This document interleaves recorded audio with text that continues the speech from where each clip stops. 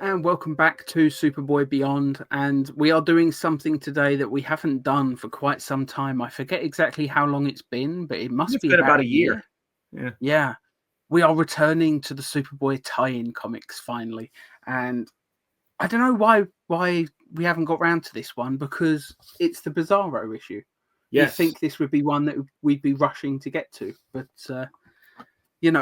the fact is, when we do our show, we do whatever we just feel like any given week. We just want to keep it fun, so we just literally just whatever we feel like doing that week is what we do. And I guess the comic has just not been something I felt like doing for a while. Yeah. But yeah, I wanted to get back to it, and yeah, Bizarro. How could we not? Yeah. If this is your first time watching one of our comic reviews, we'll basically just go through the storyline of the comic in order. But we will be interjecting with our own thoughts here and there. So I've got a whole bunch of notes on my computer screen. We'll just start. I just want to start off with a comment, really, more than anything. I love that the comic opens with a reference to the previous issue, because, Yes. as I say, it's been a year. So it was nice to have a little bit of a reminder about that story. It's a nice bit of continuity, and it also includes a TJ reference. And obviously, we love TJ. So how could we not love that? Yep. Yeah, we have, like, this whole scene is taking place in a dark room, as you can tell, because everything's tinted red. But yeah, at one point, Clark spills some chemicals on himself, and there's a really nice fake out identity reveal moment. Like, you think he's going to have his suit under his shirt as she pulls his shirt off him. But it turns out he's keeping his suit in a bag that day for some reason. It's probably the one time he's ever chosen to do that instead of having it under his clothes, but I guess it paid off. Yeah. I don't remember him ever doing it any other time within the continuity of the show or comic. So yeah, it was an interesting little identity reveal sort of fake out moment, and it's not even the only one that we have this issue. So we'll be coming back to that. Yeah, and I like the fact that it's actually set at the Herald, this issue, or at the beginning of this issue at least. Yeah, definitely. It definitely is a callback, and there's a lot of callbacks to episodes of the show here. So this is one of those times where I will take a little bit of an opposite stance to Mike Carlin, who has said that this is the comic that the show was based on. In the way we looked at it, I tend to disagree. This is the comic that is based on the show, and it references the show multiple times. Yeah. Although there is a scene, or at least there's a line later on that I will definitely touch on, that suggests that within the comics universe, certain things were slightly larger in scale. But we'll definitely come back to that in a bit. I've got that on my notes, so I will not forget. But yeah, we have a short scene now in the Schuster Herald office. Clark tries to connect with his boss. But the boss is having none of it. He's just not interested. Soon after, outside, Clark slips away from a conversation with art student / Herald photographer Janelle, who he had the previous scene with in the dark room, because he spots a rocket that seems to be descending towards the campus, and he does even remark that it looks strangely familiar. Now, I don't think we ever get an explanation as to where the rocket itself comes from, but when Superboy gets to the rocket, we do see, he's surprised to find Bizarro.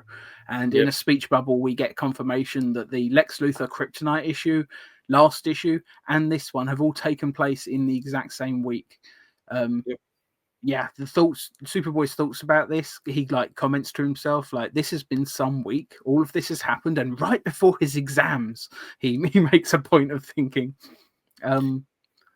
Yeah. I've also purchased a little note here, just a question. Why the hell didn't the show that's set in a college actually have scenes like this, where we never, very rarely ever saw them go to class? It's set in a college, for Christ's sake. Why didn't they use college? Yeah, we had more episodes where they were set in a classroom in season 1, And I'm not saying Yeah. that there were a lot. There was But only a couple, but Yeah. they were there. Yeah. Like the whole of season 2, I don't remember them ever going to class, like at all. Yeah. Yeah. Which Basically, is they were just really always odd. they were always in the dorm room, which Yeah, either it's a very long spring break or nobody's going to class. I mean, it seems like Clark, Lana, and Andy certainly never went to class. We certainly never saw them in class. I mean, for a show that's set in a college, you'd think they would actually use that location to set up some, like, Clark Kent, like human drama stories. Spider-Man's no fun without, like, the Peter Parker stuff. Right. The college is a perfect setting for young Clark Kent stuff. I don't know. As I was reading this, I was just like, yeah. Even just the basic thing, just Clark's comment about all of this happening in the same week and right before his exams. Like, you'd think they would have done at least one story like that where he thinks he's not going to make it to his finals exam or something, because Lex Luthor's attacking the town. So it's like a race against time. That could have been interesting. I don't know. It's just reading that part. It just made me think, I wish we'd gotten some stories like that in the show. You're right there. Yeah. Air went down the wrong pipe. And moving on anyway from my little rant there. I will say this. Oh yeah, go on. We're on the splash page is 3 pages in, and it's a really dynamic page, of course, drawn by the amazing Jim Mooney. But if you'll note who did the inking on this, it's Art Adams. Art Adams, I know that name. Yeah, Art Adams is a very big comic book artist.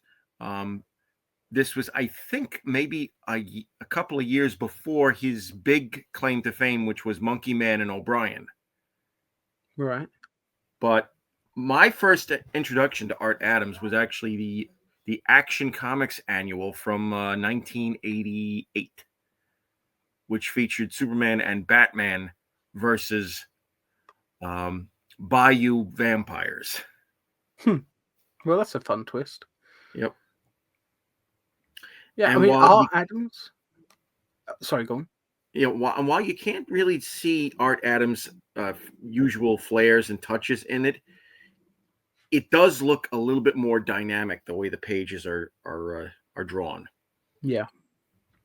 I mean, he was just the inker and the colorist, you say? No, just the inker. Colorist was Glenn Whitmore, Glenn Whitmore. Okay.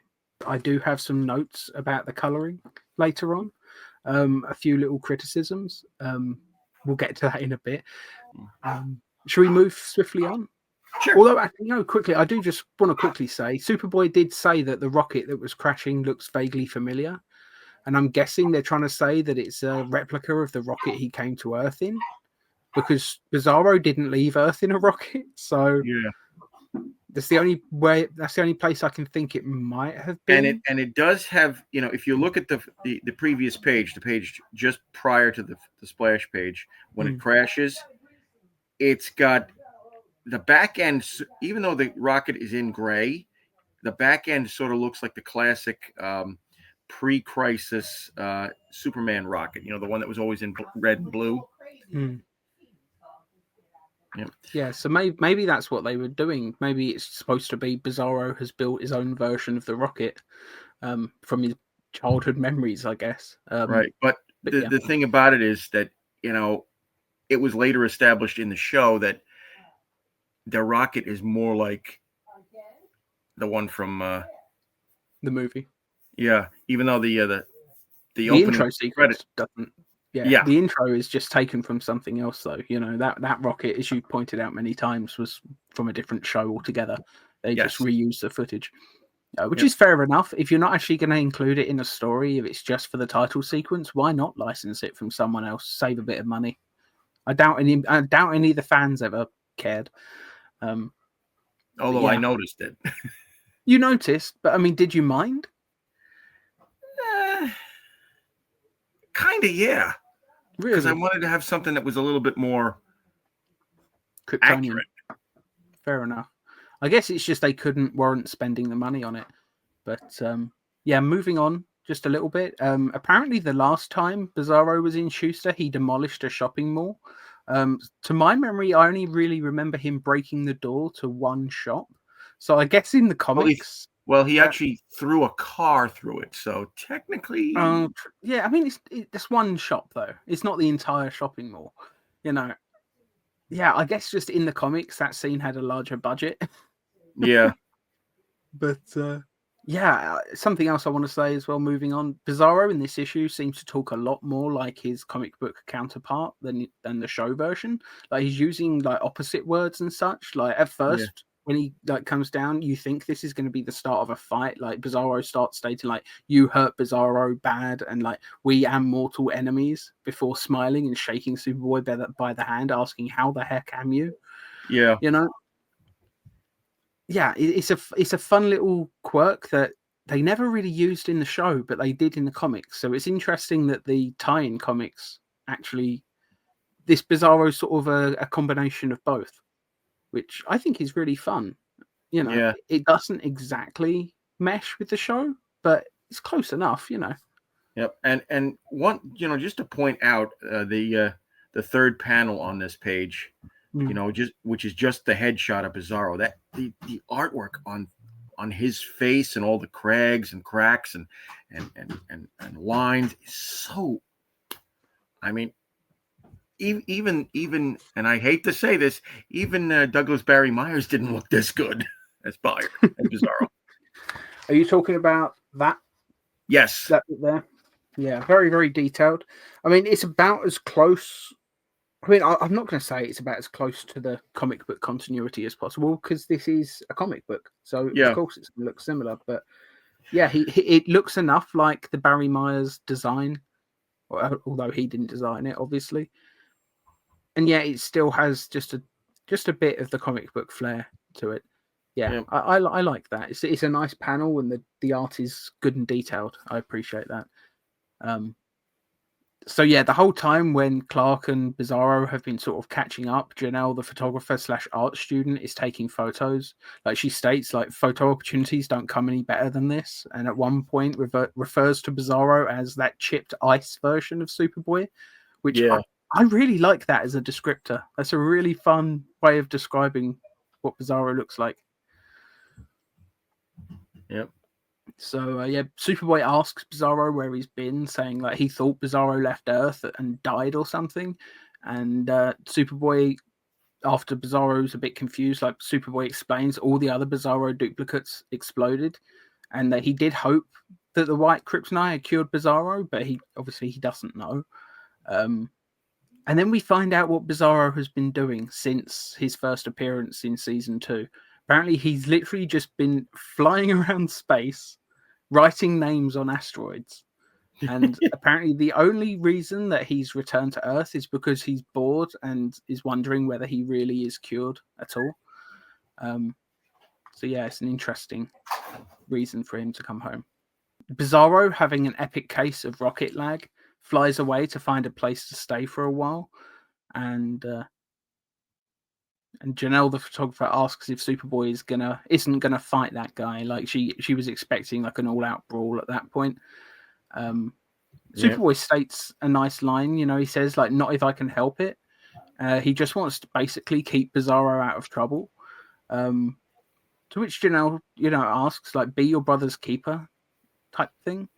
So this actually predates all the later stories in the show where he refers to him as his brother. Yeah. When was the first time he actually referred to him as brother? Was it Bride of Bizarro? Yeah. This issue may have come out around the time when they were starting work on season 3 then, because Capital City also makes another appearance in this issue, which we know was set up earlier on. But I think it was Mike Carlin commented and just told us, that was basically him just thinking like at some point in the show, we're going to need a city. We may as well set it up here. Yeah. So yeah, maybe they were already starting work on season 3 and they wanted to lay some of the groundwork. I think that's a fun place to include that for the first time. Yep. But anyway, Superboy says that he feels somewhat responsible for Bizarro and that he's unpredictable. And as Superboy flies away, Janelle says that's what makes him so outrageous, and obviously outrageous in a good way as far as she's concerned. Like, she likes Bizarro. Yeah, she's very much the avant-garde, chic art student type. Very pretentious as well. I've got to admit, I don't like this character very much. She's She only makes one appearance. at least she's only making one appearance. She's very much just a very pretentious, arty farty sort of person. And to a certain extent, that's not a bad thing, Not necessarily, but I mean, she's also kind of a selfish person in this issue as well. There's a bit later on. We'll get to that. Yeah. But yeah, the next day, Janelle is asking Clark about Bizarro, and Clark tells her that she should ask Peterson about it.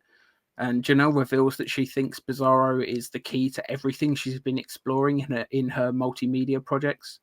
And I've put as a note brings here, up what you were saying about her being very pretentious, very selfish. Yeah. And Janelle seems to be a fan. I've put just a note here. Janelle seems to be a fan of chaos theory. She believes that Bizarro's random actions are a reflection on life itself, which is an interesting way of looking at Bizarro. But yeah, this is where we come to the second almost identity revealed fake out. Janelle comes close yet again to revealing Clark's identity. She comments on Clark's appearance, saying how just a few little changes would drastically change his appearance, and like she removes his glasses and puts sunglasses on him. Thankfully, she doesn't seem to notice his face when she's doing that. But yeah, it's funny how at the beginning of this issue we had an almost shirt rip moment, and here now we've got a glasses falling off type moment where she's literally pulled them off his head before he can do anything to stop her. I was sure after 2 times of this happening, I thought by the end that was going to be what happens. Like, the rule of threes. I thought that after 2 almost attempts, I thought the third one was going to be the one that hits, and I was preparing to really not like this issue if that did happen. Yeah. Thankfully, it didn't. So yeah, Peterson comes out of his office, and he comments on before we go into Peterson. I will say this. The fact that she doesn't even do a double take when she's taking his glasses off, again throws into that whole bit with her personality, her her pretentiousness, her selfishness. She's so selfish that she doesn't even realize Superboy might have a secret identity, and he might be standing right in front of her. Yeah. It seems very much that she's trying to make it seem like she's doing something nice for Clark, but really, she's not. Yeah. She's not. She's just... Yeah. Anyway, Peterson comes out of his office, comments on the sunglasses, to which Clark just replies, "Don't ask." And he introduces Janelle, revealing her full name to be Janelle Cicernos. I'm hoping I pronounced that right. And that she's the Herald's senior photographer, apparently, even though she said earlier in the issue she is literally just doing this for extra money. Yeah. So I guess the people working at the Herald do get paid a little bit. I guess that is where Clark and Lana get their money from in season 1. Could be.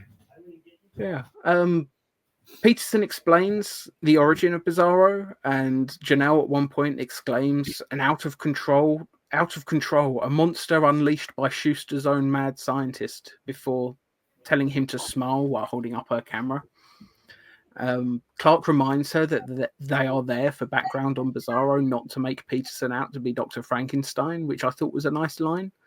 Peterson continues to explain Bizarro's origin. There's some nice art of the moment that Bizarro was created, and he also talks about white kryptonite, and that Peterson postulated that Bizarro's cure would only be temporary, but that's when Bizarro left Earth, so he obviously just didn't have time to test his theory. And yeah, Bizarro definitely didn't leave Earth in a ship, so maybe it did in the original script or something. Maybe that's something that was in the original screenplay for Bizarro, The Thing of Steel, or Battle with Bizarro, and was just cut for budget or something. I don't know. So Who knows? Yeah. Who knows? Yeah. Janelle thinks the story is great. She asks if she can take a Bizarro Rose home with her. Peterson says that she can, but she should be very careful because it won't last. And I've put as a little note here, just giving explosives to students. Like, I guess it just really is the Wild West in Florida. Well, they have all those stories about Florida, man. Yeah.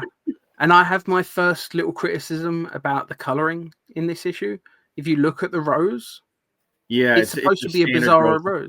It's just standard rose color.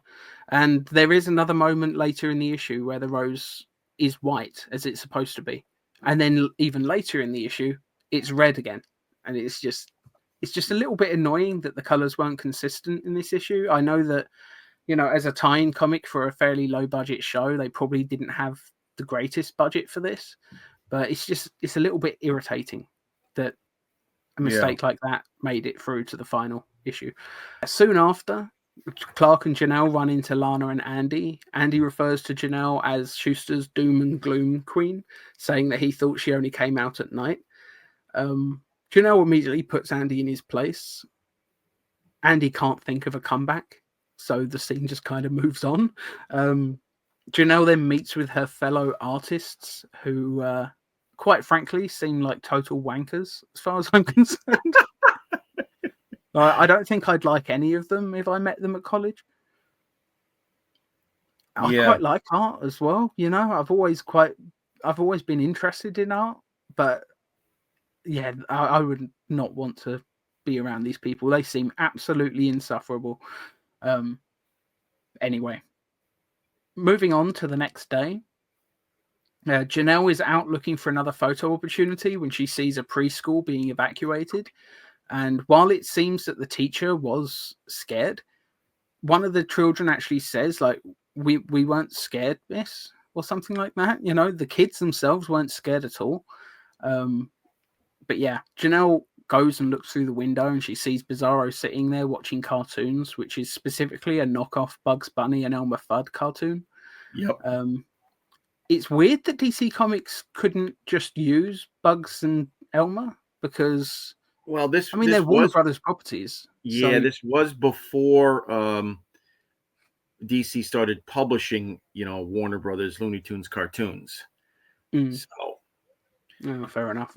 Plus, if you look at it in the context of the show, the show would never have aired an actual cartoon. They would have used a knockoff of some sort. Yeah. I just figured Warner Brothers owning DC Comics, they probably would just be fine with letting them use the character. It doesn't matter. They rename Bugs Bunny as Rascally Rabbit, which I think is a really fun name. But yeah, Janelle enters the room and Bizarro asks why she doesn't run away, and she says, like, why should I? I love Rascally Rabbit. She sits and watches with Bizarro, and that's a really nice sort of moment as they're just sitting there in the dark watching cartoons. And I don't know, for just a minute there, I thought that I was going to start warming to Janelle. It didn't last, but yeah. Anyway, later at a video rental store, Clark and Andy and Lana are trying to decide which movie to rent. When Bizarro and Janelle walk in, Lana asks if Janelle is out of her mind, which, clearly yes, but we'll move on. Well, she is an artist, so. Yeah. But then Janelle reveals that she's had Bizarro released into her custody because apparently he didn't break any laws. So I guess just anyone can just walk into a preschool in Florida. Surely that is a law. You can't just trespass in a school. But, well, you can't exactly, arrest Bizarro because what are you going to do? Put him in jail? He'll break right out. Yeah, true. It's just funny that they would just release him rather into the custody of just some random college student. It just doesn't seem like a particularly good idea. But anyway, Bizarro points at a cutout of like a Freddy Krueger ripoff, and he laughs and says, "Eddie, I'm very funny." I just thought that was a fun moment that Bizarro would just find Freddy Krueger absolutely hilarious, just because he wouldn't understand he's supposed to be scary. And But I to a guess certain even extent, Freddy I Krueger guess is some. funny. I mean, in the sequels, maybe. Like he Yeah, wasn't particularly funny in his first couple of appearances. Like he was just a horror icon at that point. Like they made yeah, him funnier as time went on. Welcome to prime time, bitch, and all of that stuff. yeah, That was what 4 or 5 in the series, something like that. yeah. It's been a Um, while since I watched them, so yeah, I mean, I've only seen the first two, like more recently. The others I saw as a kid, but I don't remember that much. Anyway, Clark tries to tell Janelle that it's a bad idea, her hanging with Bizarro as it is. Janelle says that she knows which buttons to push, and Clark is surprised to learn that Bizarro loves cartoons, which I thought was a nice little moment. Later, Janelle is trying to use Bizarro to get her a place at an art gallery. And yeah, I started the issue really wanting to give her the benefit of the doubt. And for that moment when they were watching cartoons, I thought she was going to turn out to be kind of misunderstood, but no, she's horrible. yeah. Totally Again, using Bizarro like in a she's way that's just absolutely gross as far as I'm yeah, concerned. she's essentially, a me person. She's pretentious. Yeah, She's self-absorbed. You know, she she doesn't has seem to give a fuck that she could be hurting Bizarro, who is a living being. You know, yeah. And there are moments where you'd think that she would be learning from what she's doing. Like when she does eventually find the exploded rose, you would yeah. think that she's learning, but she really isn't. Yeah, we'll definitely come back to that. I've definitely got notes along those lines.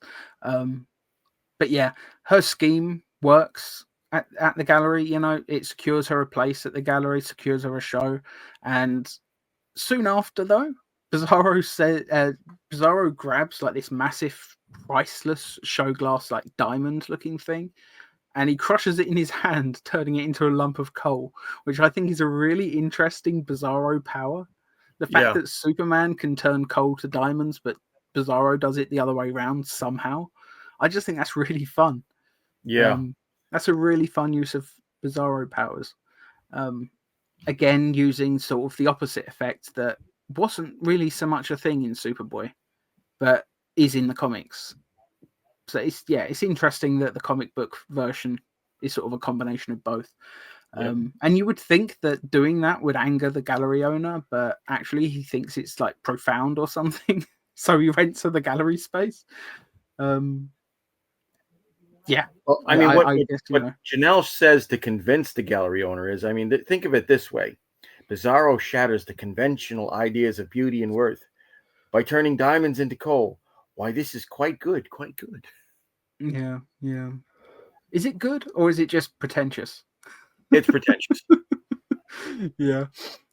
Anyway, 3 days later, Clark and Peterson try to convince Janelle not to keep doing what she's doing. They explain the danger, but turns out like Janelle, like she's not even just happy taking his photos or video of Bizarro anymore. She's actually going to have him on stage, which is just an extra level that she's just absolutely using this poor guy. Yep. Yeah, it's just really kind of gross. She says that Bizarro only responds to tension around him. She's in no danger because she's calm. She's a calming influence around him or something, I guess.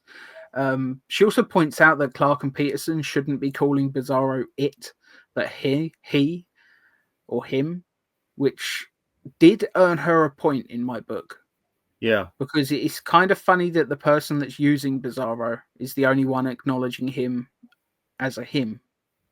Like, it's kind of weird that Superboy and Peterson are still referring to him as an it at this point. Um, that's Well, the only. it's just Peterson who's referring to him as it.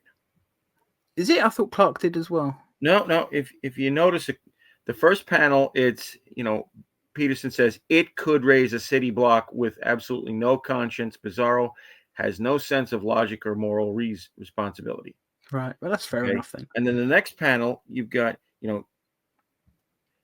he says it, and then he, and then Clark says, Janelle, there's no guarantee he'll last until your show. If you brought him back to Professor Peterson's lab, you know. Right. So it's So just Clark, Peterson then that's doing it. So, but either way, Janelle still earns a point for actually calling Peterson out in that moment.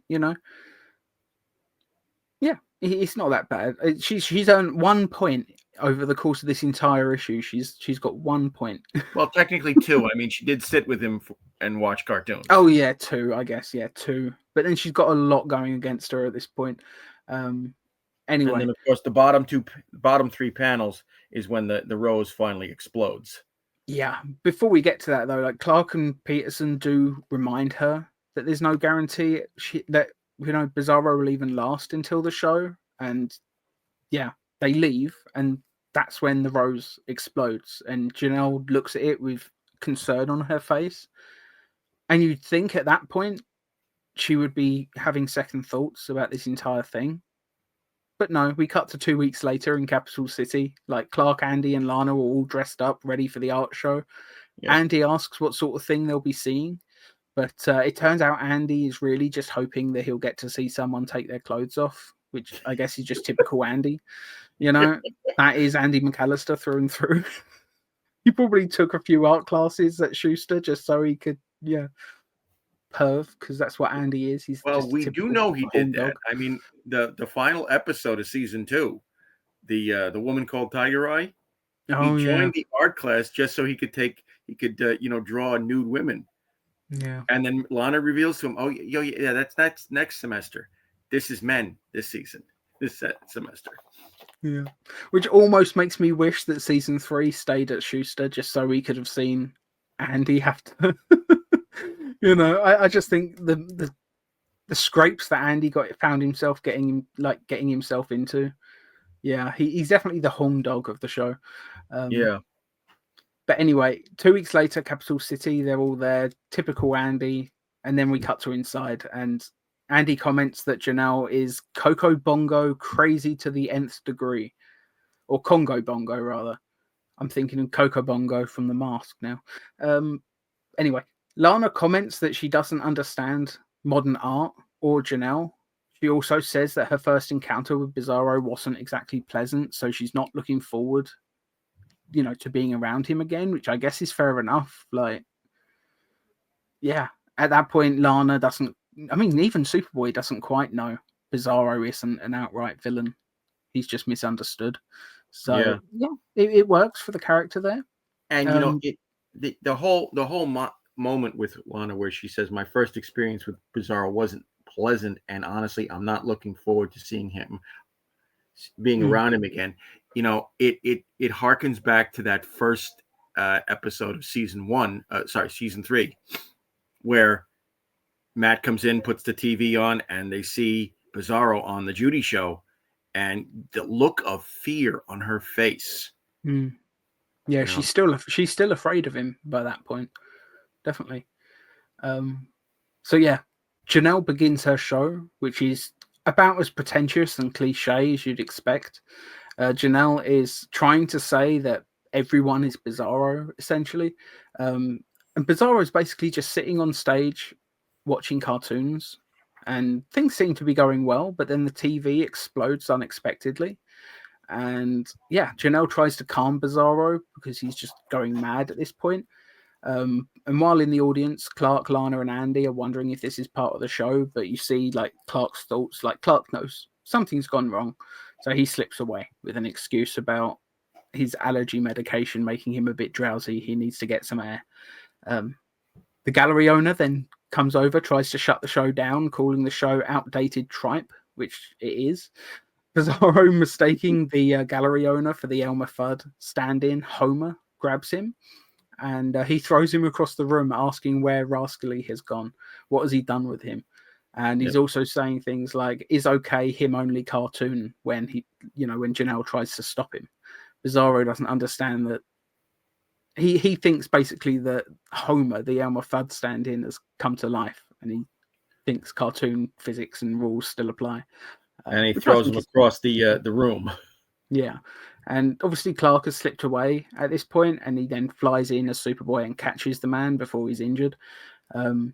During this, the audience actually thinking that it's still a show is like their opinions on the show have turned around. They actually think it's quite a good show now, which is funny because it's the one thing that's happening that Janelle had nothing to do with, really. But yeah, the audience thinks it's a good show now.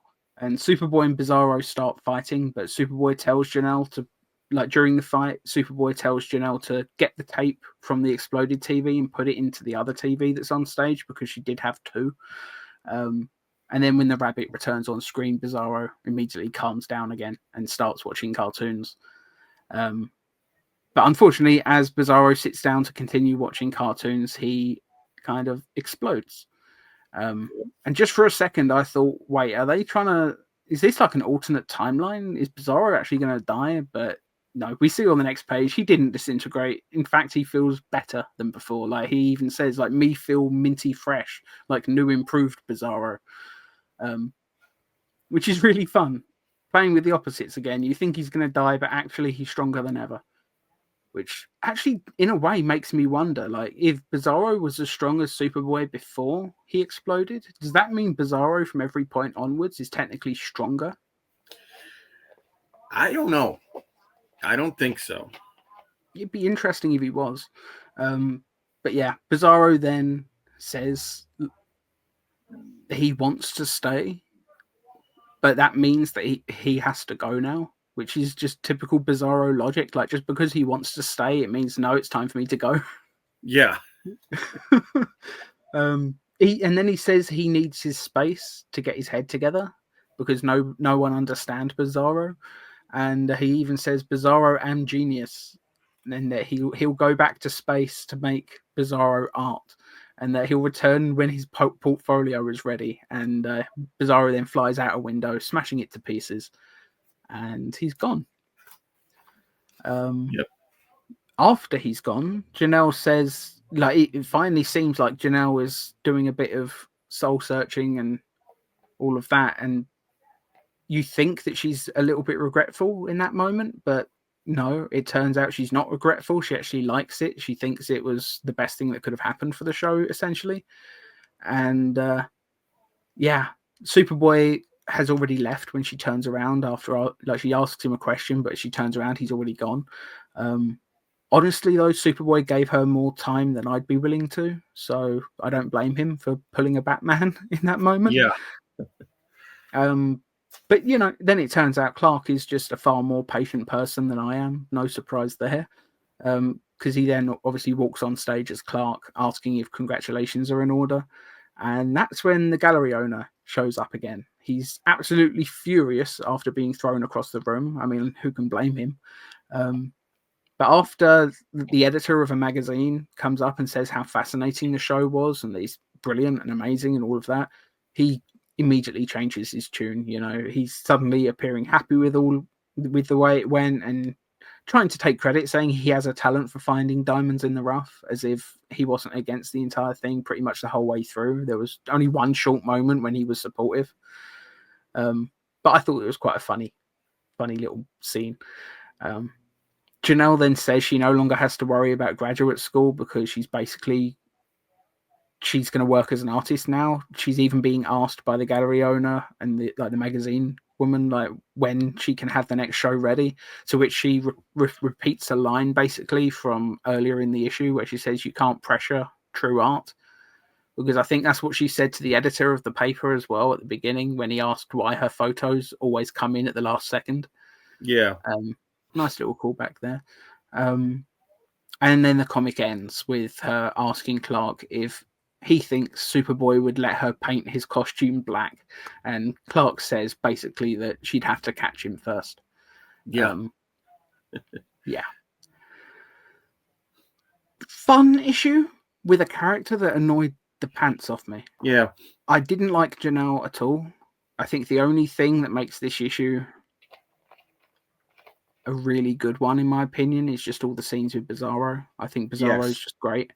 I really like the character development that we've got with him, just learning a few little bits and pieces. It's not stuff that came back in the show, but it's fun anyway. I also really liked that little that moment earlier in the issue when it turns out that Bizarro has spent all of this time since we last saw him basically just flying around in space writing names on asteroids. And I don't know if they were saying that he's writing different names on each asteroid, like he's naming the asteroids, or if he's just going around writing Bizarro on all of them, like he's just tagging them. But either way, I thought it was a really fun sort of If image. we ever get John Francis Moore on the show, we have to ask him. Yeah, yeah. But yeah, that is issue 8 of Superboy the comic book. And And this was, of course, the only appearance that Bizarro made in the entire series. he doesn't appear again in the comic. Nope. That really sucks. I was hoping that we would have a follow-up where he actually does come back with his art portfolio, because obviously there's no mention of that in the show. I want to see what Bizarro's been working on. Well, I guess he built his Bizarro house that we see at the beginning of To Be Human, because there's that's no what I was way a gonna human mention. built Yeah. that. Maybe that's as close as he came to building Bizarro art. Maybe, yeah, he built a house as part of like a art installation, I guess. But yeah, really fun issue.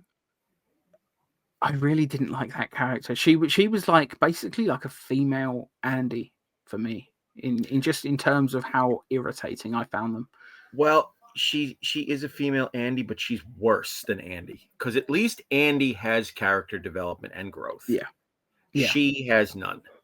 When Andy messes up, at least like he reflects on that moment. She just it's really annoying, because I was hoping that by the end it would turn out like, you know, because she's acted so horribly throughout the entire issue, I was hoping that by the end it would all fall apart for her, and that she would have to actually start working a bit harder at college and stay and do her graduate degree or whatever it is, you know.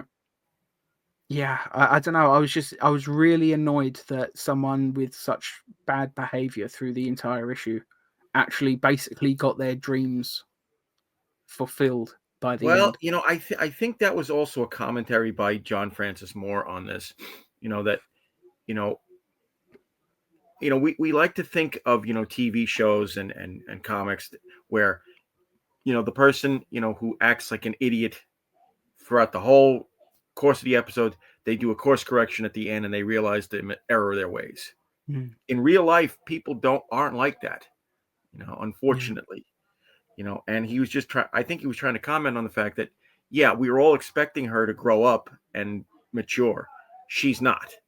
Yeah. She's like or this is real life here. And Yeah. even though we would like to see her grow, she is what she is. Yeah. At least she doesn't make another appearance, you know. It would have been extra annoying if she became like a regular character in the comic. Like, that would have really annoyed me if she was just always there whenever they did Schuster stories from now on. I'm glad that's not the case. I'm perfectly fine with this being the one issue that she appears in. It's a shame that it's also the one issue that Bizarro appears in, but nothing we can do about that. It's still a really fun issue. I wouldn't say it's my favorite issue yet. I would only maybe give this a 7.5. Yeah, personally. I wouldn't go further than a 7.5. What keeps it high in my book, of course, Bizarro. The art on this is amazing. Jim Mooney is great, and inked by Art Adams, absolutely amazing. The coloring, as you did point out, is a little off, because you have first panel with the rose, it's red. Second panel, it's white. When it explodes, it's red again. Yeah. So I don't know. I guess it's hard to kind of retrain your brain, I guess, in a way. You know, if you've always colored roses the same way your entire professional career, knowing that the rose is white, it would kind of be hard to train your brain not to automatically go and color that in. Yeah. But you would think, presumably they would have been able to read the comic as they were going. They would have the script, so you'd think somebody would have put in the writing side a note to the colorist to make sure that the rose is white. But as I said earlier, it's a pretty low budget comic for a low budget show. Yeah. I guess they just didn't spend enough time on it. Nobody noticed until right at the end. It is just weird though that it's red, white, and then red again. If they got it white in the middle, you'd think they would have done it the same in the other two panels, but Yep. Oh well, not the end of the world. It's just a minor nitpick. Yeah, 7.5 out of 10. I Yep. think that's a fair score. What did you all think of this issue? Do you think that maybe we scored this too low, too high? Let us know in the comments. And Absolutely. we will see you next week. Don't know what we'll be doing yet. We'll see on the day.